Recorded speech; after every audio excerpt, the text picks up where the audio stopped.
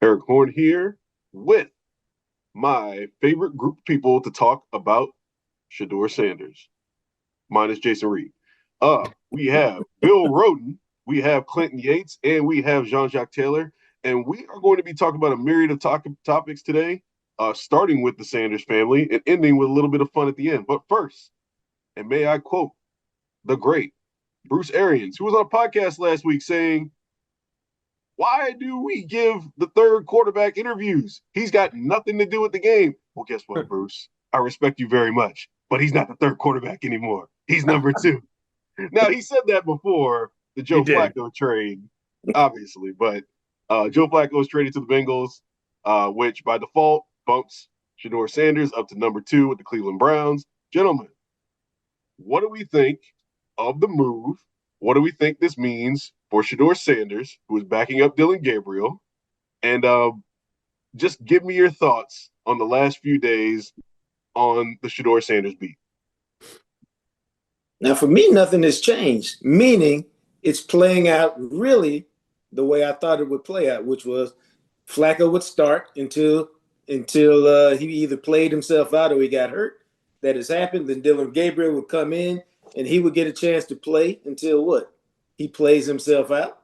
And then I thought Shedeur would get a chance. Now, if Dillon Gabriel doesn't play himself out, then Shedeur won't get a chance.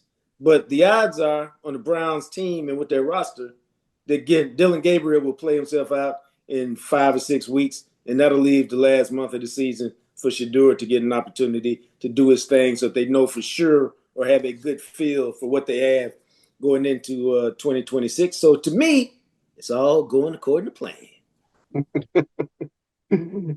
What do we think, guys? Look, I'm looking at this schedule real quick, and this actually sets up for a nice run for Dillon Gabriel if he can kind of get his footing. He's at Pittsburgh, that's always a challenge, but home against Miami, at New England, then they get the bye, then they're at the Jets. That's a pretty good slate for a rookie quarterback. Well, go ahead, Clint. No, I mean, I was just going to say, if this is the plan for either one of these teams, the Browns or the Bengals, two coaches might get fired at the end of this season. Because let me tell you something. If you're going to pick a 40-year-old who has already been benched as the guy to lead your team after your backup wasn't good enough to actually stay in the games either, that means there is no plan.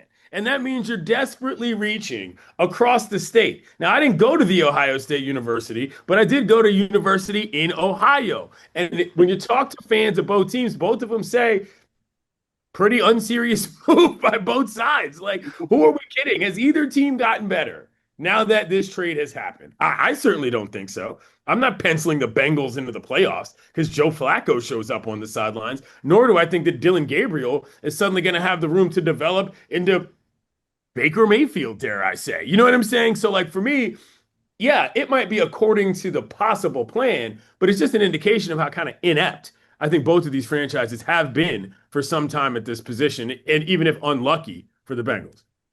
All I can say is, like, thank God for Shedeur Sanders. You know?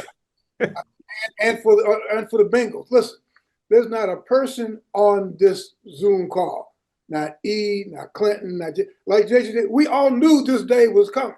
We just didn't know when. I had predicted Thanksgiving. Okay. Excuse me, Shedeur. As soon as he went to the Browns of all, and you saw the roster, you know, Flacco, he said, you know what? It's just a matter of time. Like you said, Flacco's either going to get hurt or he's going to play himself out. Dillon Gabriel, I figure he's got a ceiling like this. You know, he plays well, he's not going to screw up, but he's not an inspirational guy. And he's 5. What do we? I know we keep shrinking him. You know? You keep shrinking him, Bill. Look, that's your bit.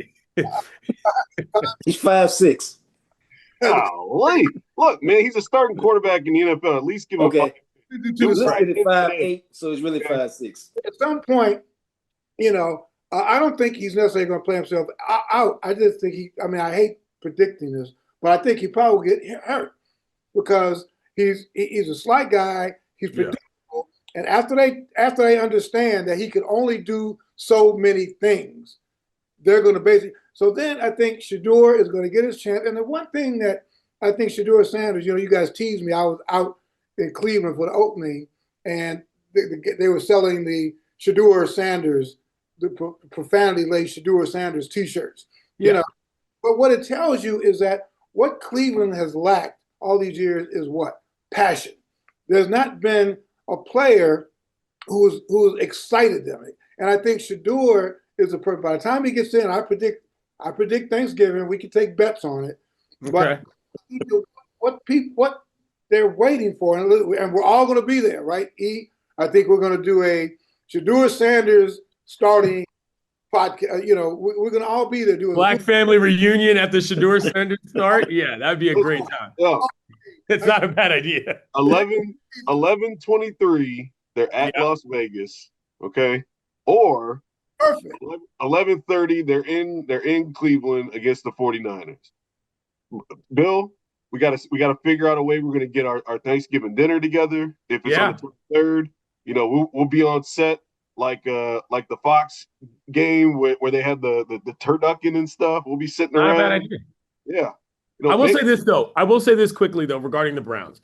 So I was talking to Mike Tannenbaum, our NFL front office insider today earlier on radio, and he reminded me of something that I had completely forgotten about, but also didn't realize was genuinely potentially in play, which is Deshaun Watson.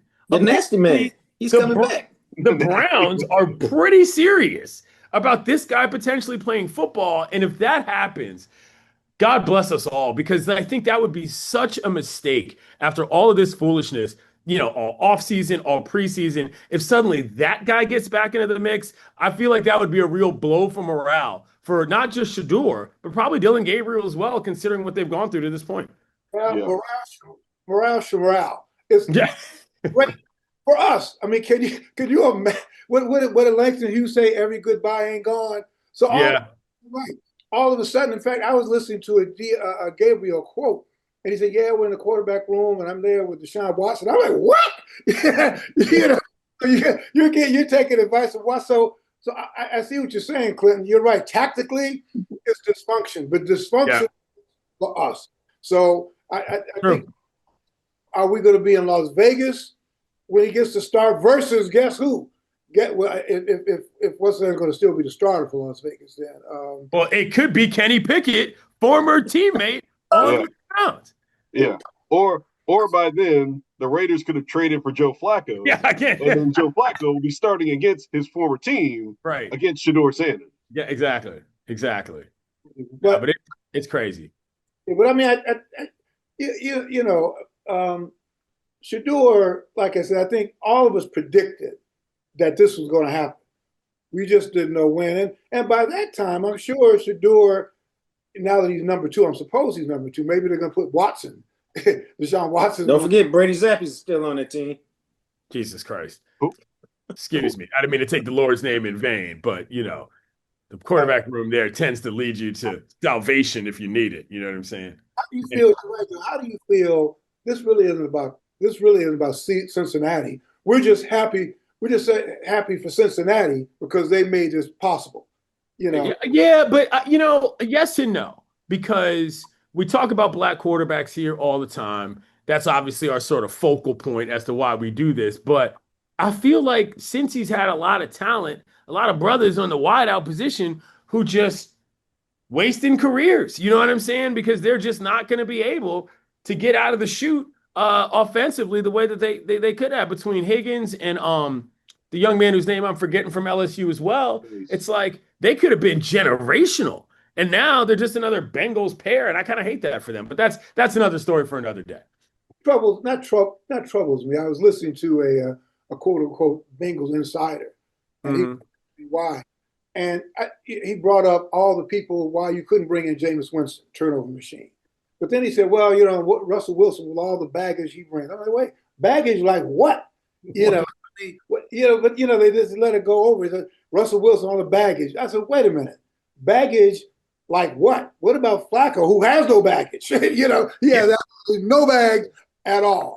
I think when you're going to go down that road, I thought Wilson at least gives you a kind of shot, a better shot than Flacco. You I do gotta too. remember, these are the Bengals. They ain't trying to spend no money, man. Joe Yeah. Flacco True. got a Right. very The low obvious choice contract. would have been Cousins, you know what I'm Right, saying? But that's way out of the Bengals price range. So, right. what are you going to do? That's the What are you best they could do Yeah, based off of their self-inflicted budget. they figure our star quarterback's gone. We're just going to recycle, the cheapest thing we possibly can. Pretty much. And Joe Flacco's going to wear Joe Burrow's jockstrap, something like Yeah. that. Yeah. But it's it's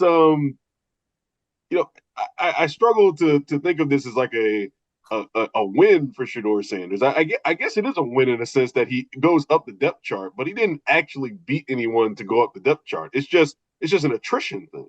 So, but that doesn't stop us from talking about it. Obviously, it's not going to stop us from showing up with turkey legs in our hand. But good for Shedeur Sanders. Good for us. Best wishes to Dillon Gabriel.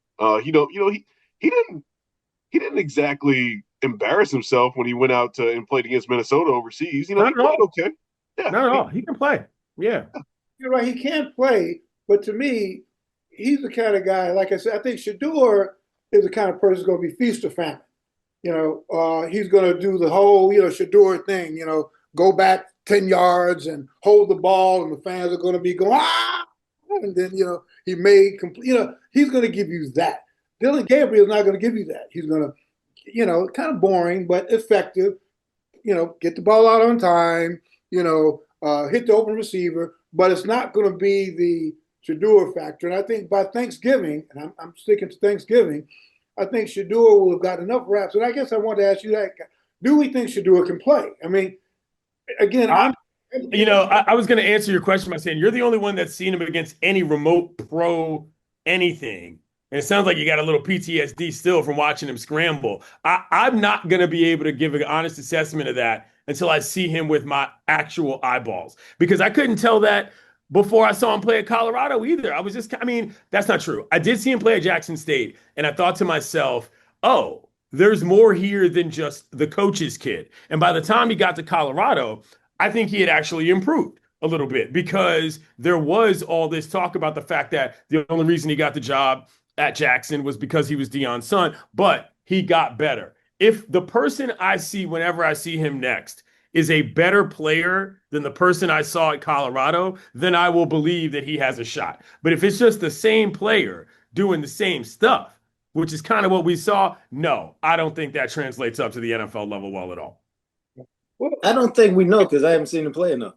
I mean, I'm kind of like Clinton. You have to play, but at the NFL level, you got to play at least a month to be able to see, what you can really do, and really longer than that to see if you can really sustain it. But the problem is, and I've said this many times, this is not breaking news, organizations make quarterbacks. Organizations ruin quarterbacks. Some places, the Jets, Cleveland, you really have no chance. And just look at their track record in their history. And so, you have to overcome significant odds to thrive in those places. And so because you fail in those places doesn't mean you can't play. It just means you're one of yet another one of those mistakes that they've made.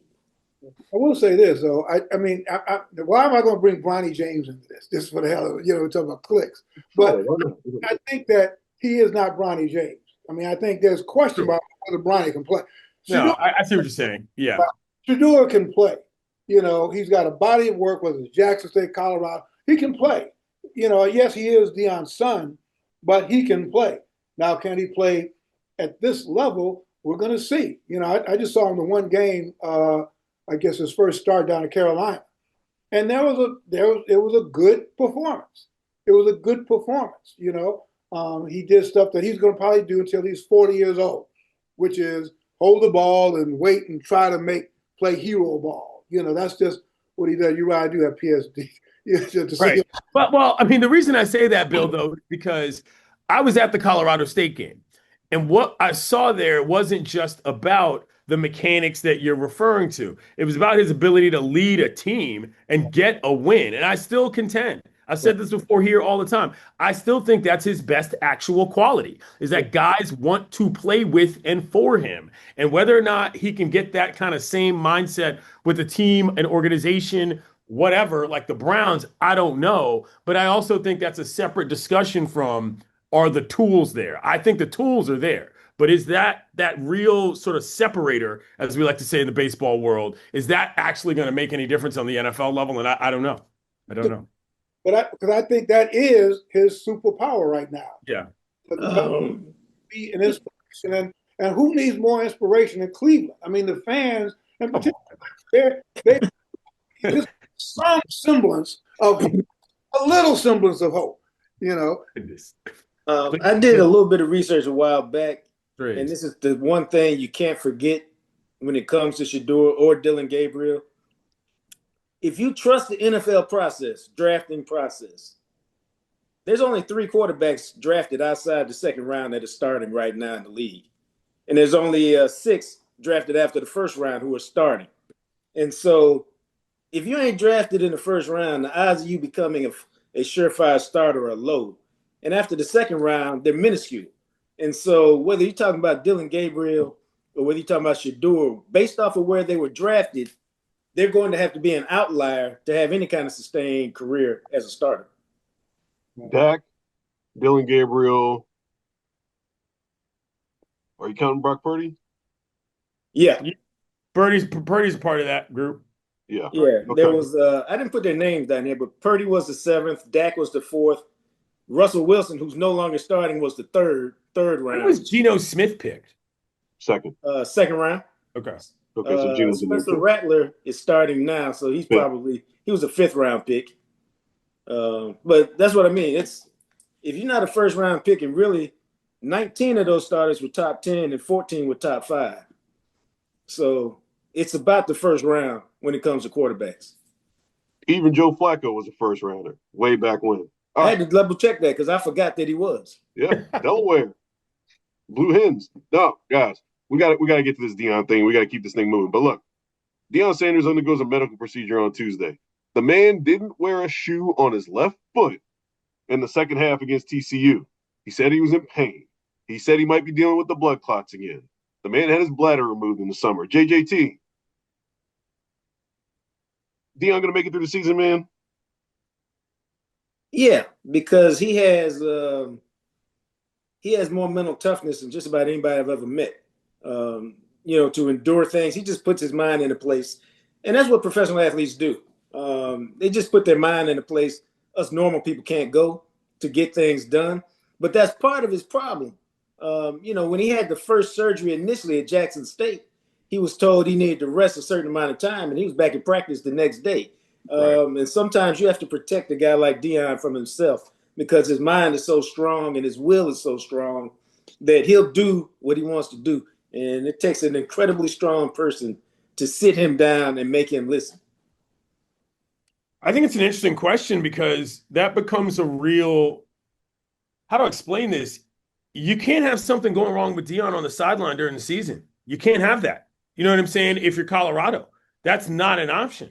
And I'm thinking about our guy Ron Washington who had quadruple bypass, and the Angels let him go. But I'm thinking the same thing. I'm like about the Halos, and somebody's got a situation like that.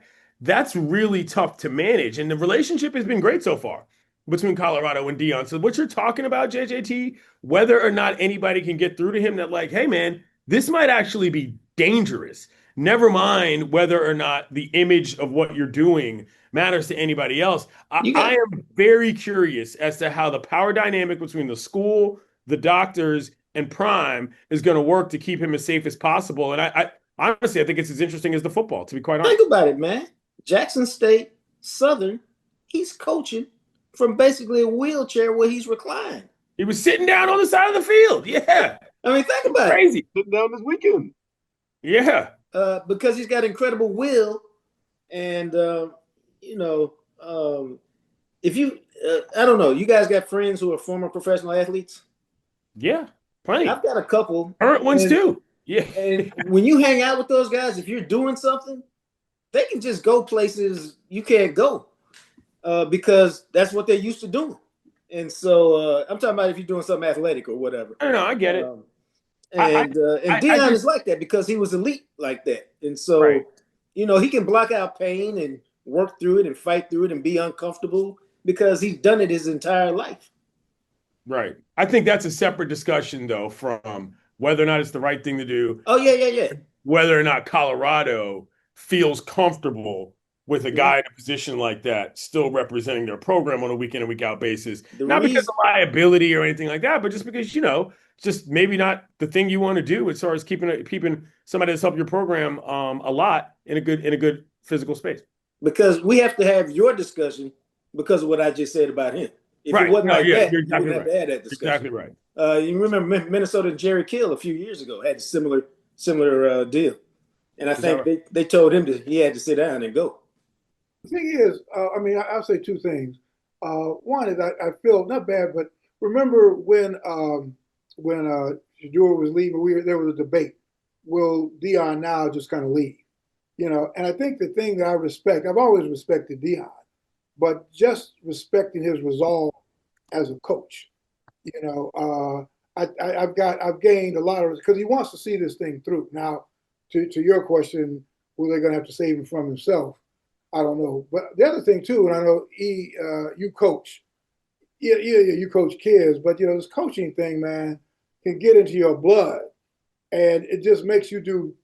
It becomes obsessive, So, but I just have a lot of respect for Deion. Now, whether they should remove him from the sideline or whether he's going to, heaven forbid, something happens on the sideline, I don't know. But I just have I've gained a lot of respect for Deion's commitment to coaching. Oh yeah.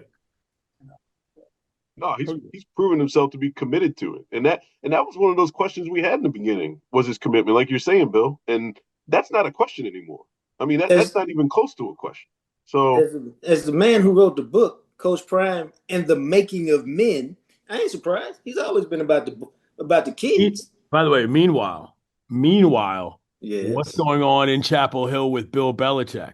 Meanwhile, can you imagine? Once again, can you imagine if Prime had rolled in with this kind of circus and those kind of results? We've talked about this before, but bro, I'm just saying. It's the double standard, Doc.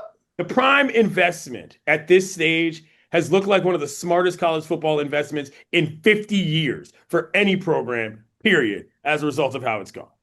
The thing about that is you can't replicate Deion. You can replicate the hiring of a big name coach or a coach who doesn't really fit that, but you can't replicate Deion and the charisma and all that he brings to a program. He's a unicorn in that respect.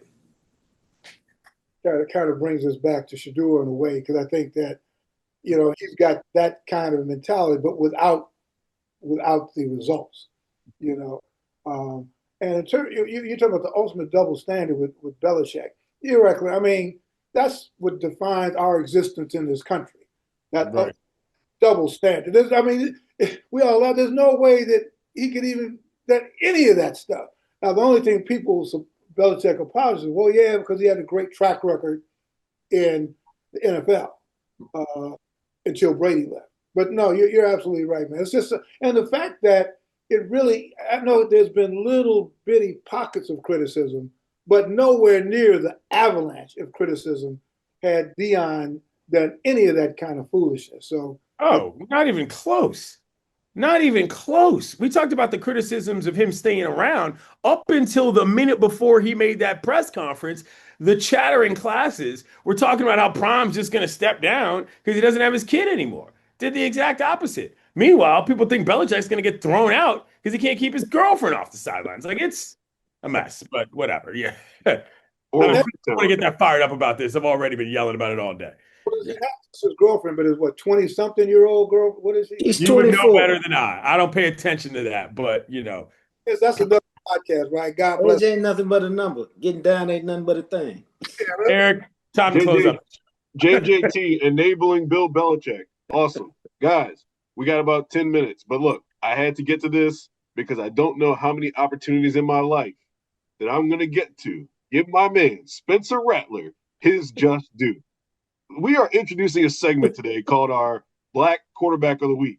Or, if you want to be more inclusive, our Quarterback of Color of the Week. I'm going to go first. Spencer Rattler of my New Orleans Saints has been sneakily competent this season. And I present you the stats. He is 18th in QBR ahead of such names as Bo Nix, Tua, Trevor Lawrence, who we just saw pull off an escape on Monday Night Football. Minor miracle, yeah. Yes. Justin Fields, Aaron Rodgers, Bryce Young, Geno Smith, Kyler Murray. He has one turnover in 177 pass attempts, which is the 5th most pass attempts in the NFL. My man, Spencer Rattler, you are my quarterback of color of the week. He's 3rd in completions in the league, too. God, man. Just saying. My God, look. You know who you got. If he's competent and we still stink and get a high pick, that's a win. You're doing it right. You're doing the Lord's work, Spencer. What you got, Bill? God bless you. God bless you. Too bad the season can't end today. No, my probably one of the most underrated quarterback, period, and particularly black quarterback. I mean, what Dak is going so far, but what he's done, he's been hurt, but Dak has been probably one of the most consistent quarterbacks, probably in the last. Well, let's not do all that kind of stuff.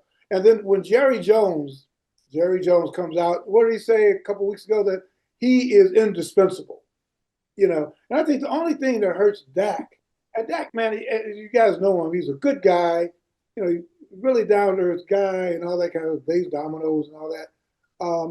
But I think what hurts him is that I know the dominoes, right? But what hurts him is that he's part of a clown show. He's part of a carnival. That's what hurts him because it's hard to take him seriously because we don't take Jerry seriously. I mean, that's true. That ain't what hurts him. What hurts him is he ain't played his best football in the playoffs. That's what hurts him. That too, Jerry. Don't bring those up. Are not unrelated in my opinion, but yeah, but that's just. Are we talking about regular season? I'm now twisting. It's of the week, Bill. Of the week. That's all we're talking about. Of the week. Okay, so what was in my last quarterback discussion? We talked about new quarterback, and I brought up Johnny Unitas. Yeah, man. You're out here talking about Y.A. Tittle and shit, man. Come on, like, we tighten it up. He's talking about Red Grange's quarterback. Yeah, man. JJT, who you got? Quarterback? Excuse me. Well, I didn't have to go deep, man. I had to go with the starting quarterback, formerly of the Ohio State University. My man C.J. Stroud, 23-27 last week. 244, 4 touchdowns against that raggedy Rudy Poop Baltimore defense. But you got to start somewhere when you're putting it back together. And he's had 6 TDs, no picks the last 2 weeks. Now, and I think he's finally got it back right, because what happens is, and as a baseball man, Clinton can appreciate this, you come on as a rookie and you do a certain thing. And then the whole league says, oh, my, this is the next superstar. We got to adjust to him. They take away what you do best. And then you got to adjust if you're going to be that guy. And so now he's in the midst of making that adjustment so he can get back to being that guy. Honorable mention for me was Geno Smith, because we've come to the place where we can have a bad black quarterback, and that's a good place to be. It's a good point, because we're not normally allowed to fail. Right. See, like we got bad black NBA coaches. That's what you want. And now we're moving where we can get bad black quarterbacks. Okay. So the reason why he was making all these jokes to begin with is because I've been looking for a reason to talk about this dude. I haven't had the space to do it on my radio show. But if you're not watching the Cal Bears play football, you are not watching the next best NFL quarterback in college football. I can barely pronounce this guy's name. This was none of my bingo card. Sagapolotule. He's Hawaiian. So he's invited. You know what I'm saying? This dude, this lefty, pro-style size, delivery of an arm that is bro, watch the Cal Bears, Bill. I'm telling you. They're playing an ACC schedule. They can see them on the East Coast every once in a while. Check this kid out. He can really sling it around, and he's got the kind of comportment that he already kind of looks like a man among boys. He's not trucking people necessarily, but he's got a composure, that's the word I was looking for, that really indicates he's going to play at the next level. I'm telling you, if he gets to the right situation, he's going to be good. And in 2 weeks, they played North Carolina on national TV. That could be that could be the game that gets Belichick and his girlfriend sent home. That could be the game. Just saying. Hawaiian brother, honorary soul brothers, right? Yeah. See, cut off the feed. Everybody's about to get in trouble. Yeah. I was about to get into the whole Tua thing, how his pictures on TV keep getting darker every year, but well, you guys know how I feel about it. I'm like, every time, I'm like, look at him, man, just look at him. I love it. But yeah, Ron, good player, great player in my opinion. Okay. All right. Yeah, I'm gonna have to tune in for some Cal because I've heard good things about this guy. Yeah. But they've been letting him sling it almost 35 times a game. Oh yeah, I mean they have to. That's he's the best player they got. You know what I'm saying? So they don't have much of a choice in that matter.